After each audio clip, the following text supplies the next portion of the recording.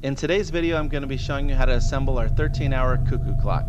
The only thing you're going to need that's not included is one AA battery. First things first, grab the included pendulum drive here and your AA battery, insert the battery, grab your 13-hour clock, and put your pendulum drive into the clock until you feel the magnets catch it inside. Next thing you'll need is the included pendulum. You're going to hook the pendulum onto the swinger arm of the pendulum drive, and once that's all together, you're ready to go.